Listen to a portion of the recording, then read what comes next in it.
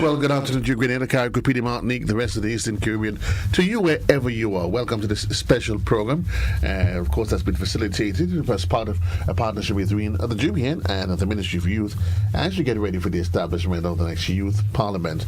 And certainly we'll be having a number of young persons that's vying for different posts in that parliament, and certainly we want to say thanks. So we continue with them. We had three wonderful individuals this morning. With me now in studio is Amanda Japal-George, and she certainly wants to one of the young persons that have indicated they put there. She heard the call, and she's indicated that she wants to do this. She wants to be a part of service for Grenada. Ms. George, good afternoon and welcome to the program. Good afternoon, and thanks for having me. How are you? How's your day going? My day has been good. It has been very busy though. Very busy?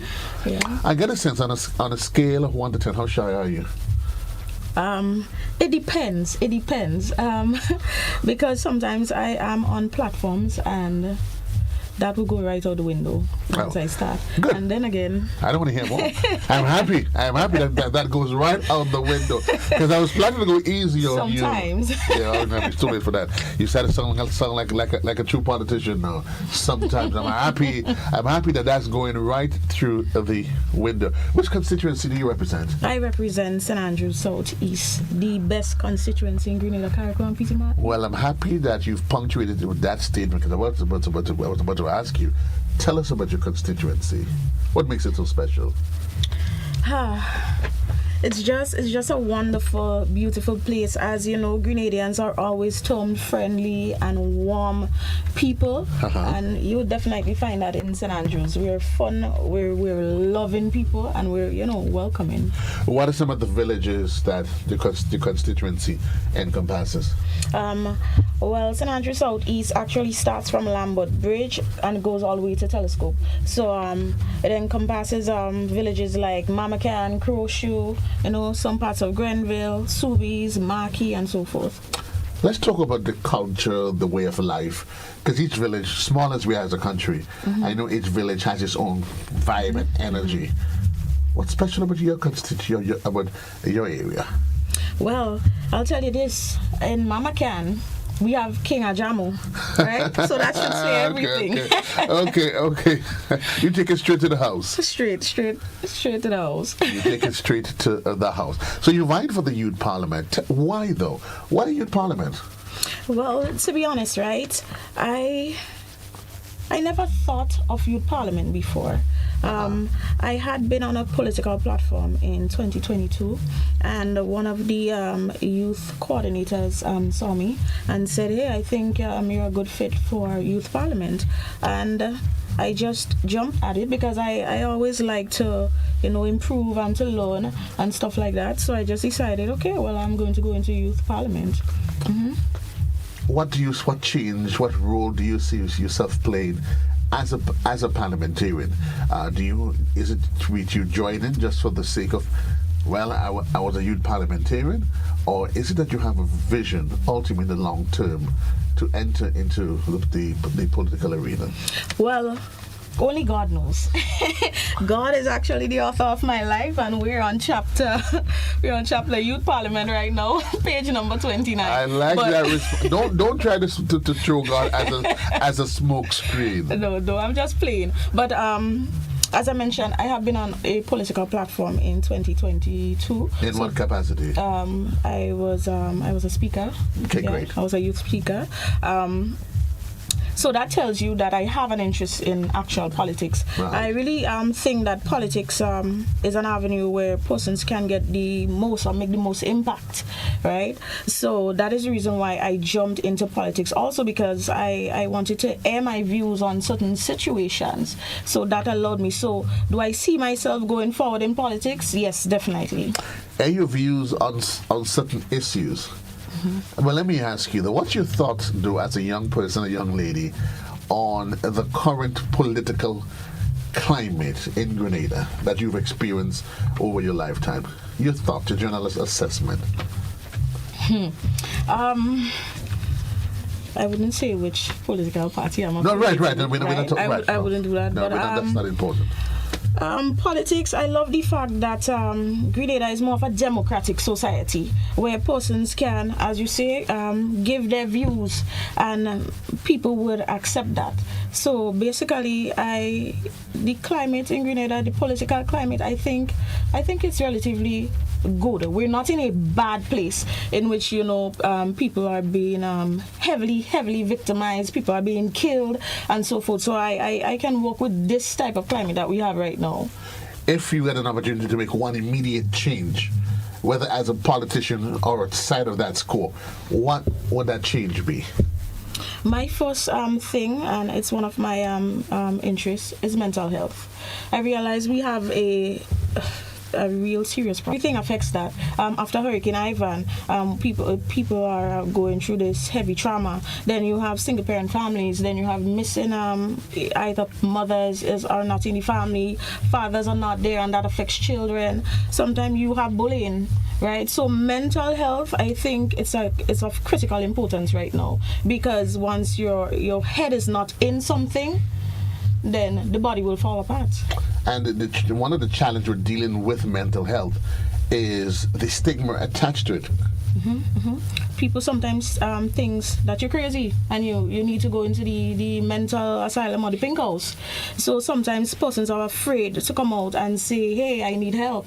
I was speaking to a young man as I traveled through St. Andrew Southeast, and he said, people don't listen to young men, people don't listen to me. So look at me, I'm outside here doing drugs and my friends are okay, we're cool. So it means that, yes, as you said, there is a heavy stigma to that. So people do not want to come out and say anything. We'll deal with that. But why so, though? What are some of the challenges that these young people are facing? And you made mention of COVID. Well, we didn't mention COVID. You talked about one of the past hurricanes. In more recent times, we've had COVID.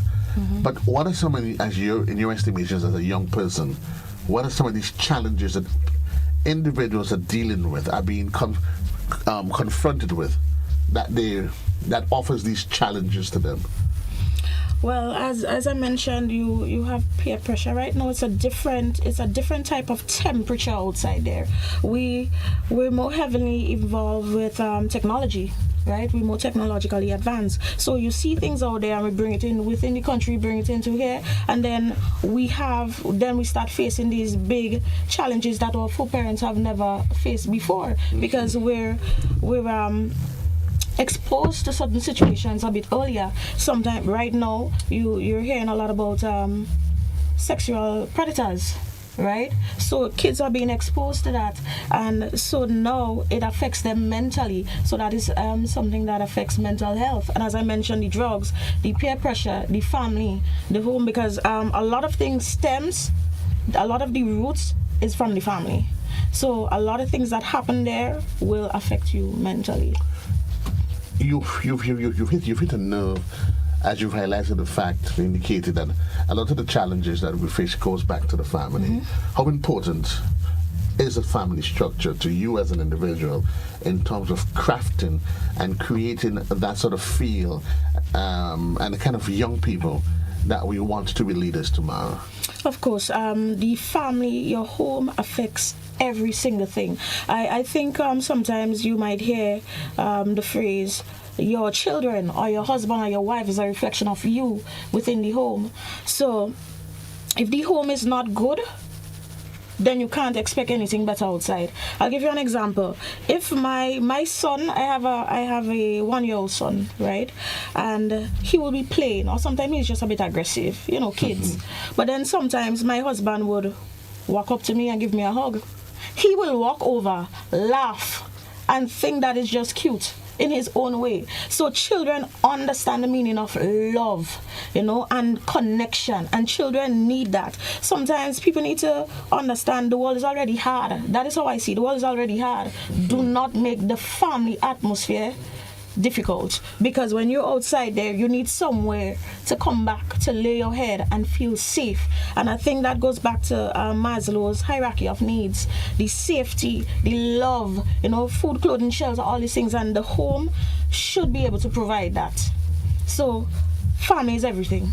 It is indeed everything. We're keeping our eyes on the clock. It is 12 minutes gone past the hour in the afternoon time. In case you were just joining us, I'm speaking with Amanda Japal-George, and she's one of the candidates that's up for election in the upcoming Youth Parliament.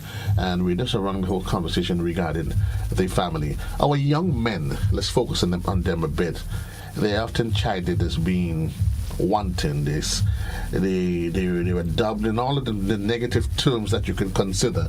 They're often thrown towards young men. And you made a point that a colleague was saying to you that nobody's listening to us.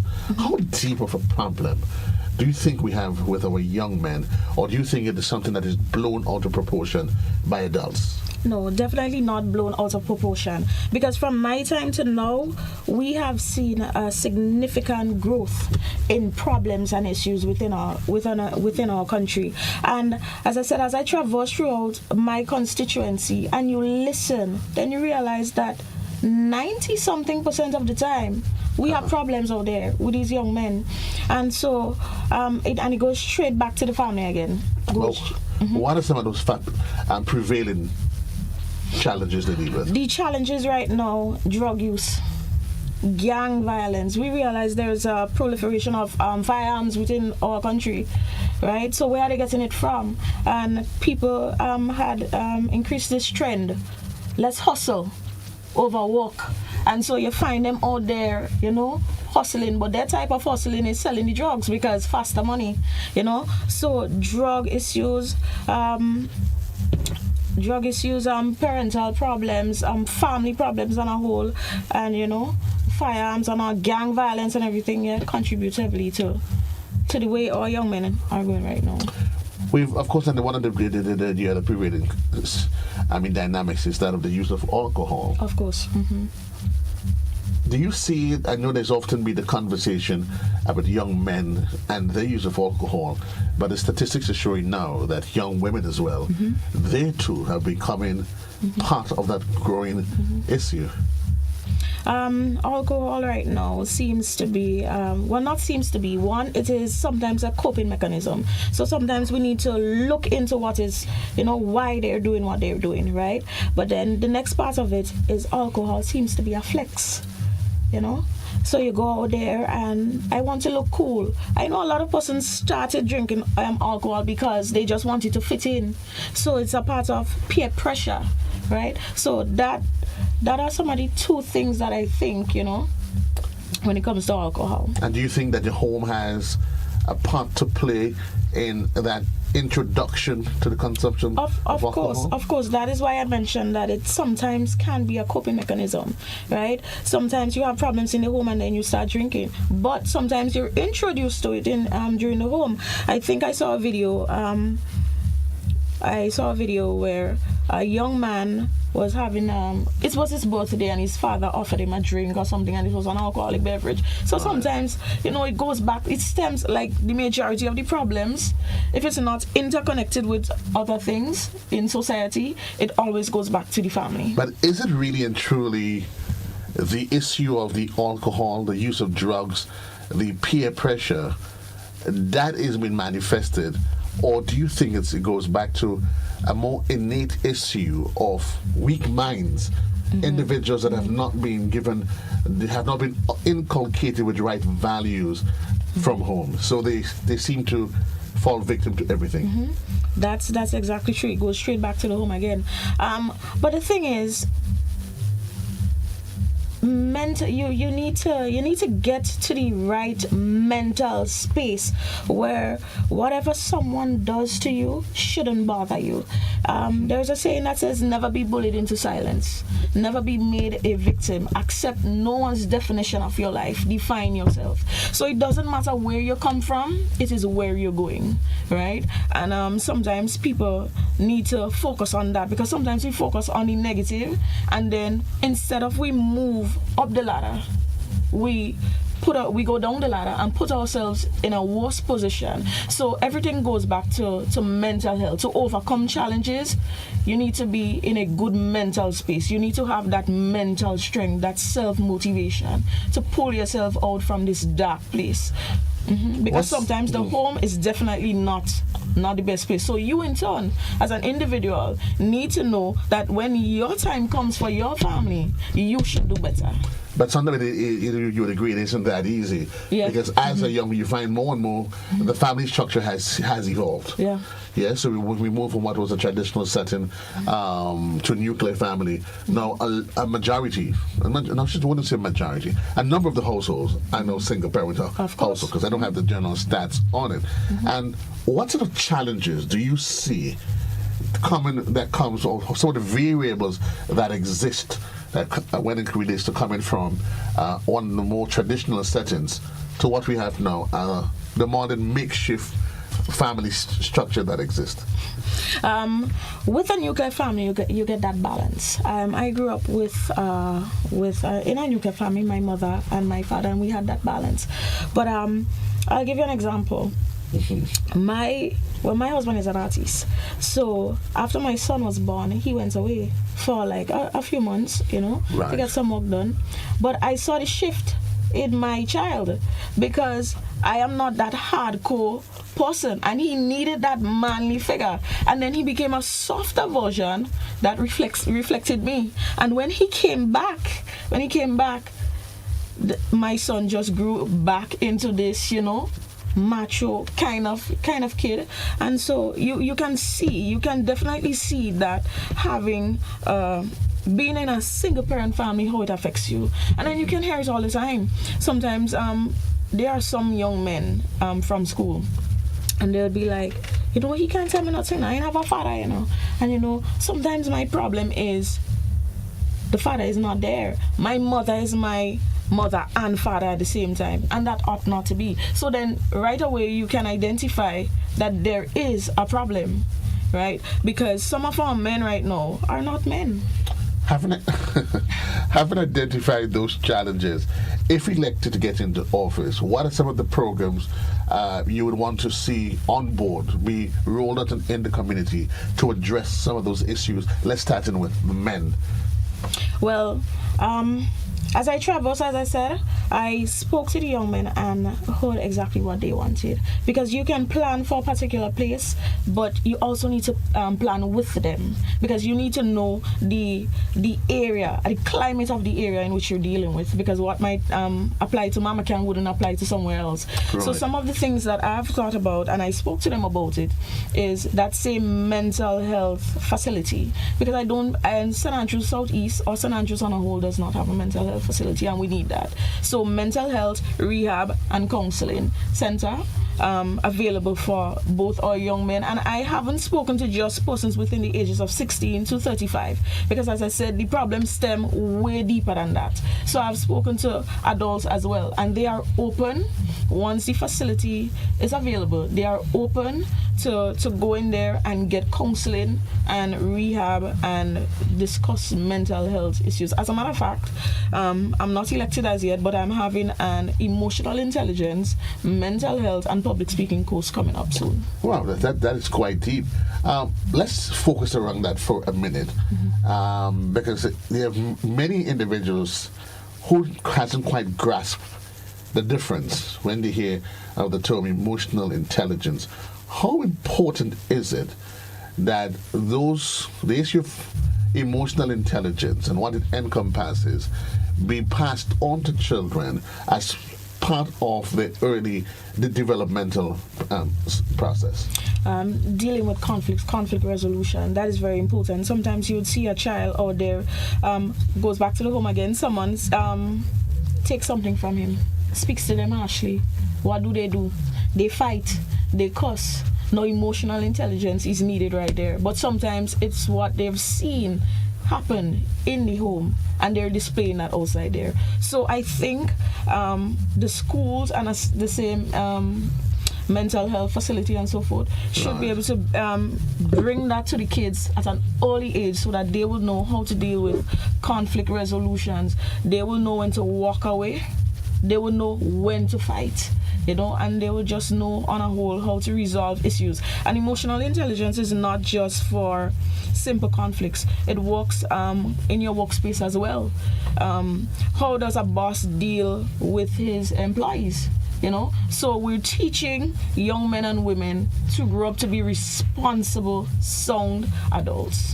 And in so doing, you're teaching them to be challenged. Of course. Because, for instance, one of the issues you hear a lot of young men, they talk about, this person doesn't respect me, and they become very territorial.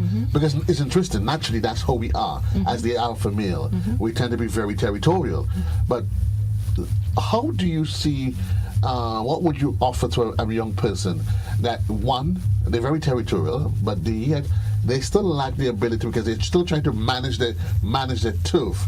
And so do you see that's one of the elements that makes them become overly aggressive, and as such, when they cannot cope again, they lash out? That is something as well. If you're not emotionally intelligent, then you cannot identify the emotion sometimes that you're feeling. And it's very important that you identify what you're feeling and where it stems from, so that you can know exactly how to fix the issues. Because sometimes you don't need to be territorial. Nobody's invading your space. It's an open space of the matter of fact. Right? So sometimes we just need to take a look on the inside and see exactly where the issue stems from. And you sometimes get the sense that that's where politicians, they miss the mark, because they want to, they supposedly want to help. However, they apply the wrong application. So you maybe, for instance, you want to deal with a social problem, but not realizing it's a social problem that has a spiritual root cause. Of course. Sometimes we put a Band-Aid on just the wound or the symptoms without identifying the actual problem. You might have a headache as a result of your eyes being in problems, but you're drinking water thinking you're fixing the headache, but it's just sorting out the symptoms and not exactly fixing the root cause. Let's look at society, how it has shifted and it has evolved. We came from a traditional society where we had certain norms and values that we adhere to. Now we are challenged on every side with the outside influences. As a young politician, how do you see yourself addressing what has become those mixed culture within which we exist? And for some, many may argue, not just that we exist, but we have to coexist as well.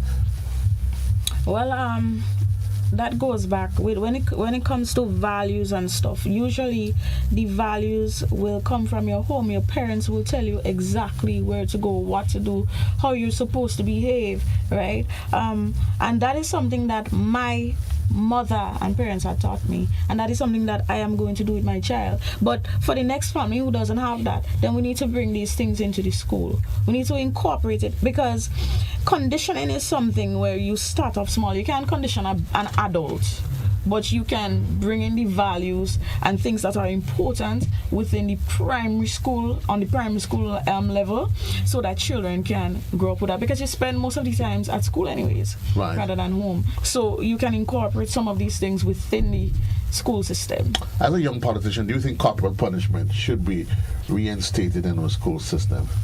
It depends.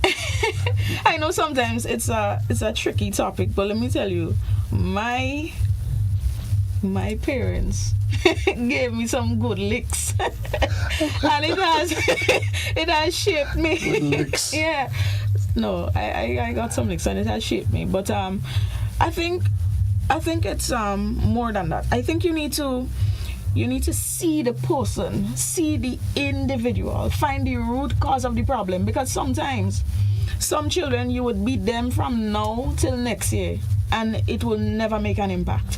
However, right, you can speak to them and that can make the difference. So you need to understand the children that you're dealing with, so that you can choose the right mechanism, whether it's beating or whether it's speaking to them, counseling, and so forth. And that is what I... So then would you then agree or disagree that some of the failures and challenges we have among our young people goes back to the inadequacy of adults who, in good measure, you may say, attempted to help, but only who got as far as exacerbating the problem? Yes, definitely.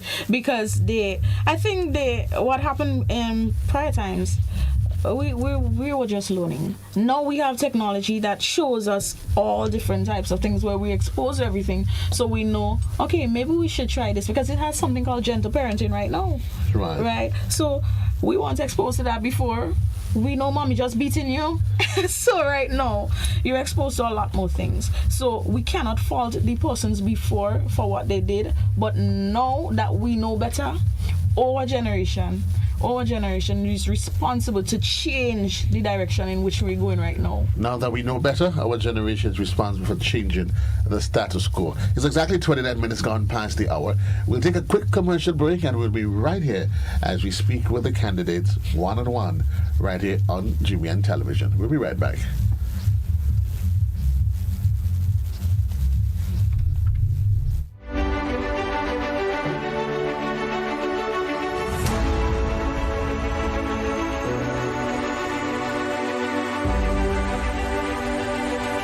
Looking to take your business to new heights? Advertise with GBN on our social media platforms and get noticed by our 138,000 plus followers. Reach a massive engaged audience ready to connect with your brand. No matter your business size, GBN is here to help you grow. Contact us today at admin@gbn.gd or WhatsApp 407-8458 to get started.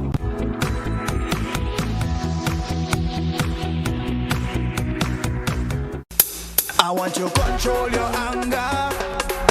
There's a way to feel better. That's one thing to remember. No matter where you are, you can be a star. Stop and take a deep breath and relax yourself. Take another deep breath and relax it, and relax it. Eliminate violence.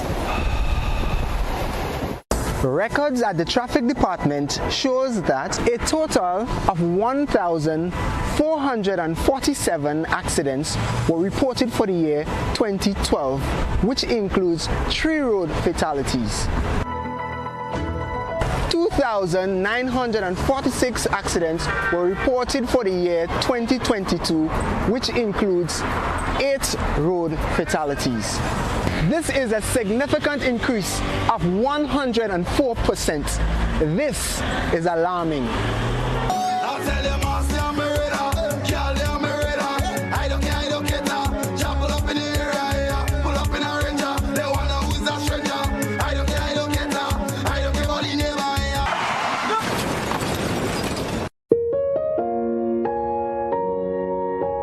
When a family tragically loses a loved one, does it matter whether by means of a gun or a motor vehicle? To avoid accidents, drivers and pedestrians alike must exercise extreme caution when using the road.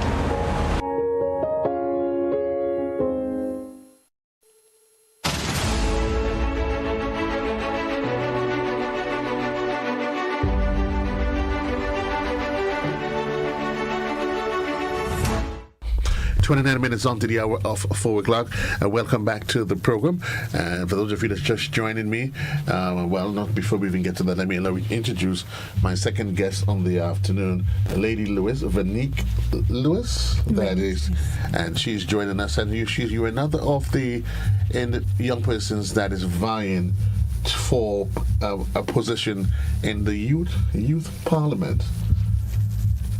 What's wrong with you? Why do you want to do that? I'm just joking. Why? And I'm going to ask you, why the youth parliament, though? Well, I wasn't a fan, or I wasn't a part of debating, or I wasn't a part of youth parliament, but I was on my phone scrolling through Instagram, and then I saw the ad, so I skipped through it. And then it came back up again, and then I skipped through it again. It came back up again, and then I saw youth parliament, and then I remembered one of my friends was a part of it, and I really enjoyed looking at the youth parliament videos, but I never really saw myself in that position. So it came back up again, and then I decided to see what this is all about, and then I decided to join. Well, the phone ain't all the bad after all. While us adults are worried about you and your screen time, here you are. And it only highlights the fact that we're going to go straight dive into that element of it.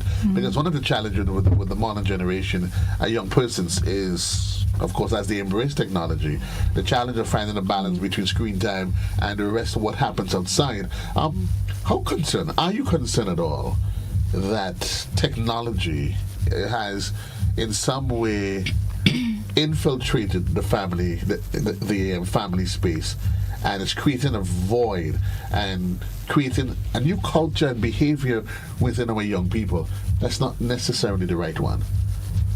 Yes, it's a bit concerning. A lot of youths are now on the phone, it's like they can't do without the phone. They're always addicted to being on screen time, and it's a bit concerning. Yes, so they need to have a balance on technology. So yes, it's a bit concerning. What is the average day? I mean, because you said them, and I want you to help me. Can I get a feeling that you're one of those young people that enjoys the screen time? Yes, it's enjoyable. Yeah. What's enjoyable about it? I mean, you're entertained. About an online world that exists there. You're entertained, basically. You see a lot of things from all over the world, and it's like you just can't stop scrolling. So you're basically entertained. An addiction, would you say? Yeah, it's an addiction. But I'm not all out.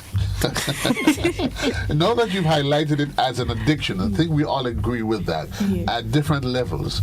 If you get an opportunity to make a difference, what are some of the policy changes you would want to institute that would allow for addressing that challenge with excessive on-screen time?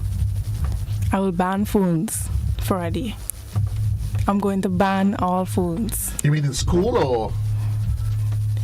It could be in school, yes, but let's just do it out for a day, and then we go back and play some old time games. We interact with our neighbors and all these things. Let's do it on the phone for a day or two. You ban the phone? I'll ban phones. Not my phone you're talking about. Yes, your phone I'm talking about.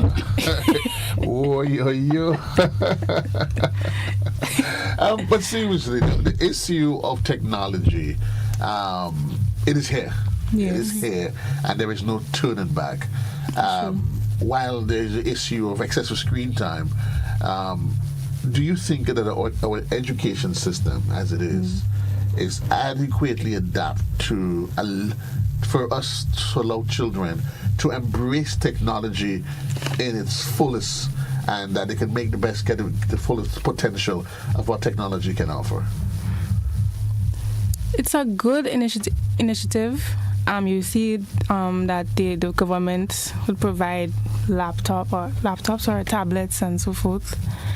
But sometimes the students, they're overdoing it with the ChatGPT and the AI, and to be honest, it upsets me, and then sometimes I'm upset with myself because it's not like I'm using the technology and it's like I'm studying it for it to be in my head. You're just using it for this time or this moment, and then you forget about the information gathered from AI and so forth. But it's a good initiative, yes, because technology, you can't do anything about it. The world is heading in that era.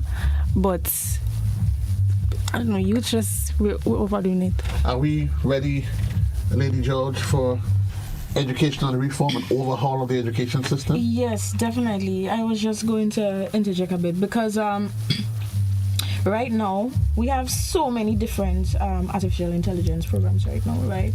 We have ChatGPT, we are aware of that, but do you know about Perplexity? Do you know about those that you can use that can create avatars and create videos and get your message out there without having to pay a graphic designer? Right. So I think your question was basically, is the school probably ready to? No, not as yet. I think it is a new thing, and I've recently learned about artificial intelligence, probably like about 3 weeks ago, in depth, and it's something that is very valuable, and I'll tell you why. When it comes to research, sometimes you have little to no time, and Perplexity can pull up all these things and you just tell it exactly what you want to do, and then you pull up all these things and then you study it. So yes, there needs to be a balance, because as with everything in life, good or bad, you're eating pizza, good food, soup, it's good or bad. So that's the same balance we need to have when it comes to technology. But our teachers right now should adapt using artificial intelligence to make their life easier, and because it's a new generation, so what you can't just say, I'll just ban phones and I'll just do this, because you're going back in time. You need to get with the times, right? So and it goes back to me saying we're just putting a bandage on a symptom rather than fixing the problem. One day wouldn't solve an issue, so probably you get children to a certain space, and then you said within this you show them how to walk without the phones, right? You play football, you do this, you do that, you just bring them outside of that life. But to eradicate phones, no, I do business. Yeah, I do it. You do business, so you cannot run. The point I'm making is you cannot run away from technology. So Right. we just need to get to the program, get up to speed with the time, and teachers need to incorporate that within the school system right now, because it does help and it will save time. Time is money, and so you want to maximize that time, especially children doing CXCs. Come on, you don't have time to go through all these websites. You use your artificial intelligence, you go through that, and you get your work done. It's interesting how when we talk about artificial intelligence and going through all of it, when we were in school, what you had was to go through an encyclopedia. You go to the library, you sit down, and you turn and you whatever. But time, I agree with you, time has changed. We're into a culture now where everything is heavily driven by sex. And our young people, they seem to become the victim. Look at that landscape as it is, and dealing with the issue of sex, young people, education. What are your general thoughts about that mix and how it plays out in society, Lewis? Sex and education. And being a young person, and how everything plays out. First of all, they're too young to be having sex. I didn't hear you. No, I want you to say it. Call it as it is. I'm a Christian, and I believe that in the Bible you have intercourse after you're married. So I am 100% leaning towards what the Lord says. So and there's others out there who has already done it, and God will forgive you if you ask God to forgive you.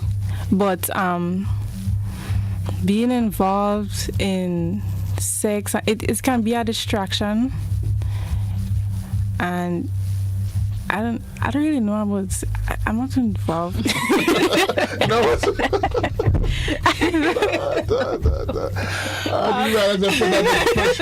no, it wasn't an advocacy for you to get involved. But I'm happy that you brought some core elements out of it. That there should be a separation. This is how we talk about separation between church and state. There should be a separation between school and sex. School is school, sex is sex. You're not ready for that. But how concerned are you? What are some of the factors you think that give rise to that overzealousness and energy that young people seem to be festering our nation? And young people seem to be totally confused and overtaken by the need to have sex. Their friends, a lot of friends has done it, and they hype it up and they influence you to be a part of it, chase a girl, chase a boy, and it's like, the media as well, they see a lot of things on the media and they are influenced by that. Sorry, just to interject again. As Vernique said, you're too young to be having sex, right? And it goes back straight to the Bible. My father told me on many occasions, when you're in school, your job is school. Right. You don't need to go outside there and make money or anything. Your job is school. But what is happening now is that our music right now heavily influences our children. And there's a term that says, or a phrase that says, sex sells. and it's in the music, so that is what they will push, right? So then it goes back to technology again.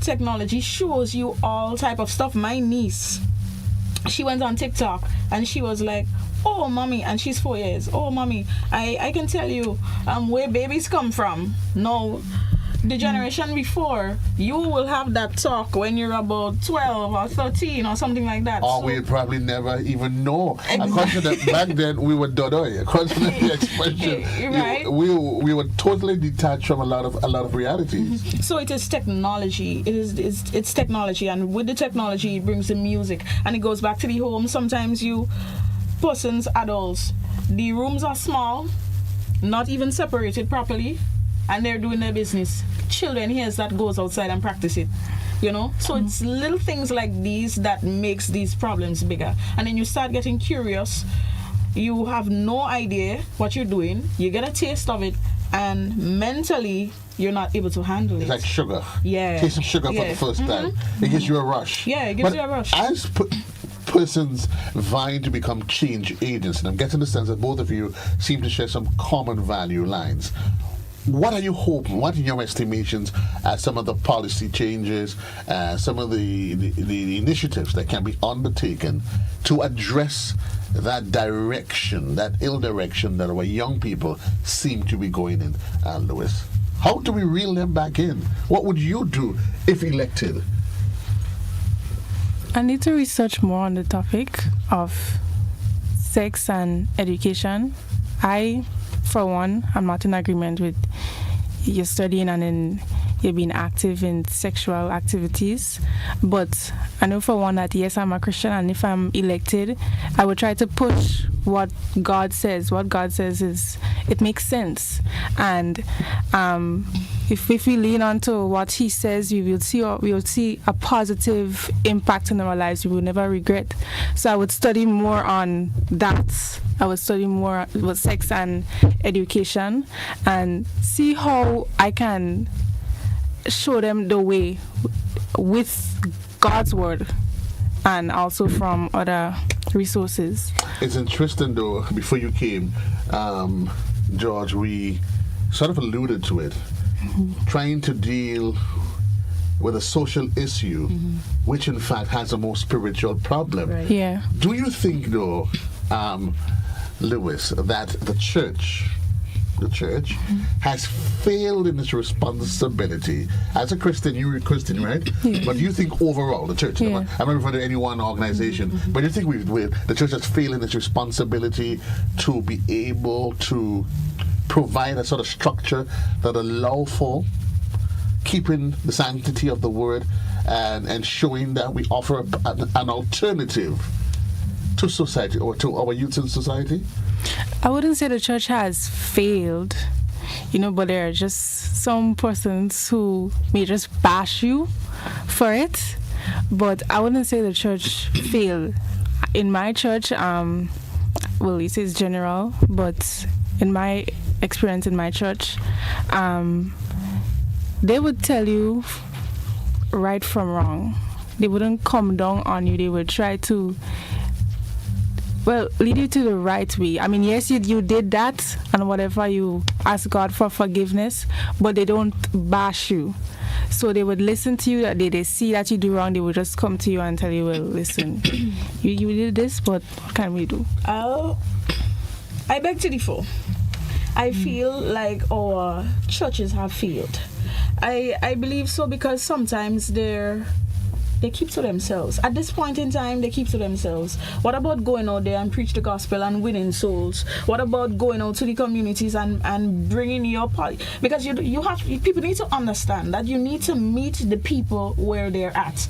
That is where church and politics is similar. You need to meet people where they're at. You can't expect people to just come to the church. So I believe churches have failed in that aspect. You need to go out there, have meetings, be on the block. be on the block. I don't understand why people have this narrative that you shouldn't be on the block. If you're a Christian, go on the block and reach the persons on the block and teach them about sexual education and so forth. So I believe personally that the churches have failed. There's more that you can do. There's more that you can do out there for the people out there. And you had a question before. What was the question you had before? In regards to. Well, okay. Well, let's continue because we have just about five or so minutes left. We highlighted a lot of social issues. A lot of the social issues are hinged, though. The challenges socially hinge on the state of the economy. Persons, they use sex as a vehicle to try to obtain a certain lifestyle. Now, we all want betterment for ourselves as young politicians, and of course, yes, you're vying for office to become a change agent. What sort of economic policies would you want to see implemented that looks at directly at the young people and giving them an alternative or at least an opportunity of hope going forward? George. Well, really, a lot of the questions that you have asked have a deeper systemic issue, stems somewhere deeper. So we had programs before like youth base and stuff because persons are looking for more entrepreneurship roles and so forth. So we already have established programs like these. So what we can do is build on the foundation that we already have. So open up. The thing about it is the economy is hard, yes. Persons are looking for jobs, but what about the labor market needs and the market out there? Do they have the skills required to get these jobs, right? So I think we need to focus on building the skills, technical, vocational skills of the individuals that we have out there so that they can be equipped enough to work in the environment, the changing environment that we have so that we can bring in more income and build the economy. Yeah. Lewis? Yes, I also agree with Ms. George. Anything you probably would want to add to that? No. No? Well, folks, 435-2041, that's the number that is on the inside. I'm probably going to give you an opportunity, if you do care, just to chime in on these young individuals as they vie for election on the National Youth Parliament. And these are what of the face, this is what our new crop of politicians will look like. In case you're wondering, and I'm getting an opportunity to meet with them. If you're there and there's a word of advice, some advice, and I guess you want to keep it positive, that you want to impart onto these young persons, you can feel free to do that right now. Yeah? And that's the number that is on the inside. But you would always certainly, as young persons, politics, and looking at the current crop of politicians as they are, have you, if you looking at them, are you satisfied that the political landscape as it is now, that it is the best?